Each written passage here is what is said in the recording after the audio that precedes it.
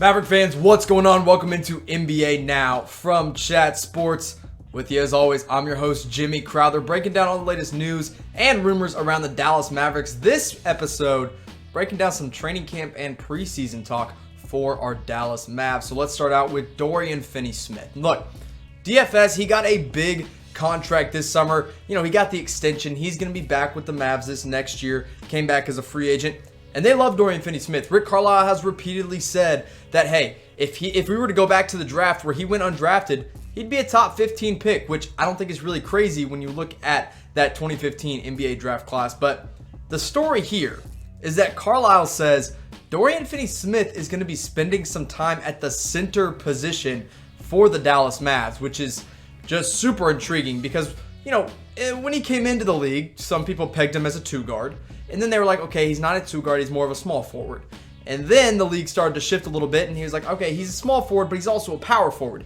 Now, Rick Carlisle is saying he can play the center position. So let's look at his stats from last season. Dorian Finney-Smith put up 7.5 points per game, 1.2 assists. He's a really good rebounder for a wing, or I guess up 5, at 4.8 rebounds per game. But the three-point percentage has always been what's held Dorian back, 31.1%. If he can get that up to 35, 36%, he would be in the rotation every single night. But because that three-point percentage hasn't been there, he just hasn't quite been completely a regular player. You know, once he finally got healthy, he was in there more often. I like Dorian Finney-Smith a lot. I think he's a high-energy kind of guy. He's going to come in and do the dirty work on the defense. Like I mentioned, he's a good rebounder. He's just got to score the ball a little bit better. But as a center, we got to compare him to the other bigs on this team. Now, the four guys we already have, we know are big men on this team.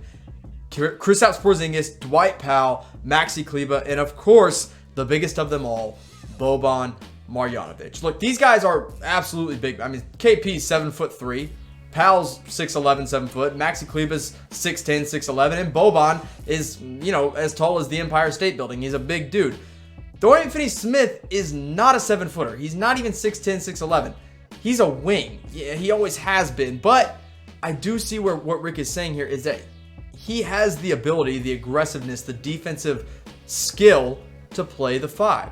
So what would a small ball lineup look like with Dorian Finney-Smith at the center? This is kind of what I came up with in my little Mavs mind. Jalen Brunson and Seth Curry, that is your small ball backcourt because both of them really are point guards.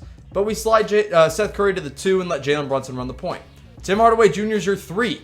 He's definitely a 2 guard, but in small ball lineups, you put him at the small forward. Justin Jackson, hey, he's put on 20 pounds. Let's hope that helps him out playing the power forward position here. And then you got Dorian Finney-Smith at the 5. Now, you got to be playing the right kind of guys.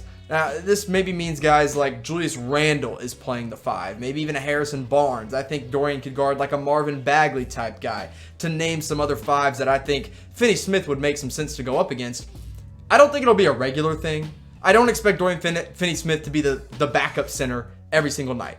I think in the right kind of matchups, we could see him playing some small ball 5. But should he ever do it? I mean, there are some fans that think Rick is absolutely nuts for this, which I don't think you can ever call Rick Carlisle nuts because he's one of the best coaches in the league right now. What do you think, Mavs fans? Should Dorian Finney-Smith ever play center in 2019-2020? Type Y for yes, type in for no. I'm going to say yes, again, depending on the matchups. If Harrison Barnes, for some reason, is playing the 5, if Bagley, if Julius Randle, guys like that, maybe a Bobby Portis, a Marcus Morris, whatever it may be, if they're playing the 5, sure, go ahead, throw Dorian Finney-Smith in there. Now I want to transition for just a second here and talk about our partners here at Chat Sports with BetDSI. They are hooking up Maverick fans all across the country with an incredible deal. If you put money down with BetDSI using the promo code NBA120, BetDSI is going to give you a 120% deposit bonus. That's right. You put the money down, they're going to give you a little bit of extra money to bet with. So go bet on our Dallas Mavericks, whoever your team may be. Go put some money down with BetDSI. Start making some money on some of these NBA games that are coming up really, really soon because the preseason's right around the corner, which means the regular season's right around another corner. So we are almost there. Let's keep it moving here with some more training camps, some more preseason rumors.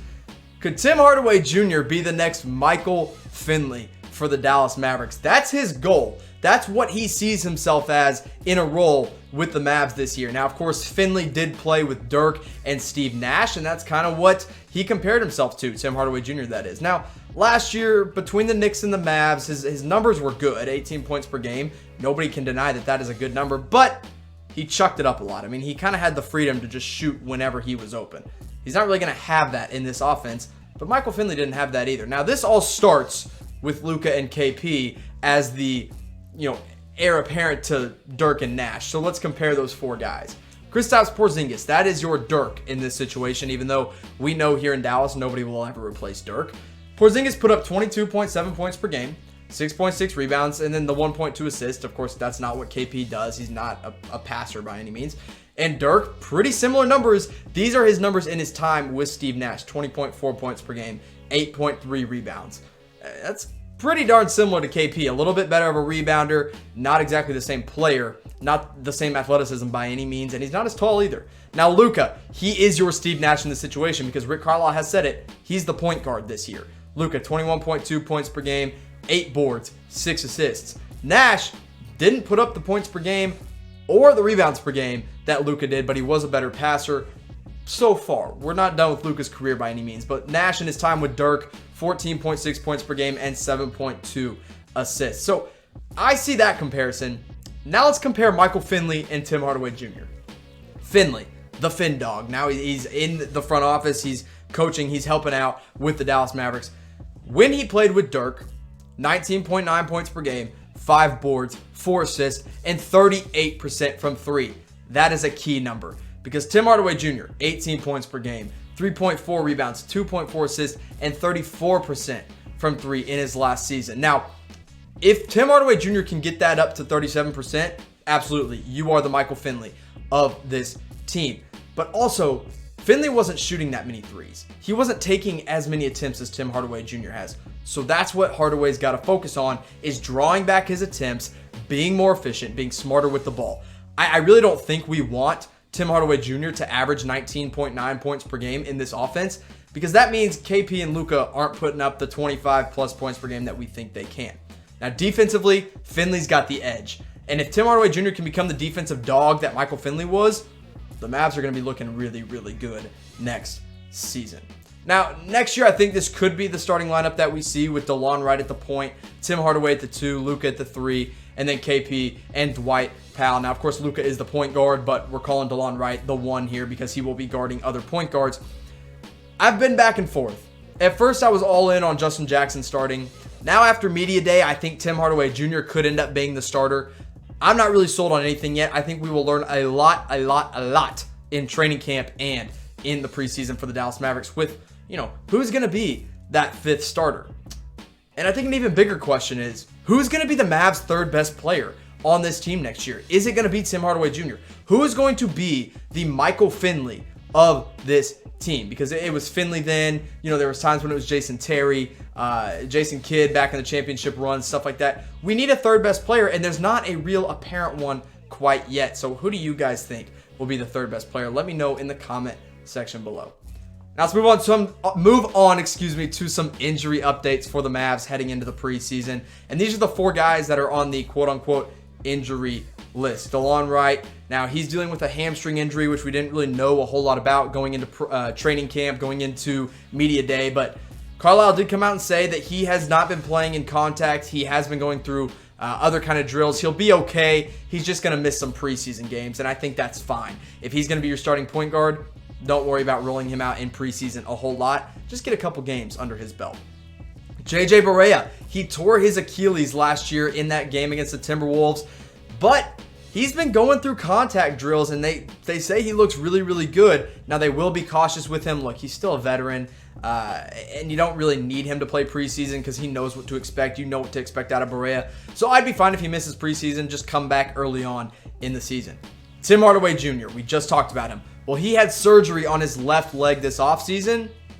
Apparently, the light is green for Tim Hardaway Jr. He's ready to go. He will be playing in preseason. And finally, Kristaps Porzingis, that rehab on the torn ACL. Let's dive a little bit more into KP here because this is the guy that everyone is talking about. This is the one guy that cannot get hurt with a major injury again. Kristaps Porzingis, that is, because look, he did tear his ACL. That's a big injury. There's no doubt about that, but he's ready to go. Carlisle said the rehab is 100% done, and he will be playing in the preseason for the Dallas Mavericks, which is huge because we're ready to see that Luka KP combo finally on the court. Now let's take a look at the preseason schedule for the Dallas Mavericks. It'll kick off October 8th. That's Tuesday against the Oklahoma City Thunder. They'll actually be playing that game in Tulsa, not in Oklahoma City, just for a preseason game.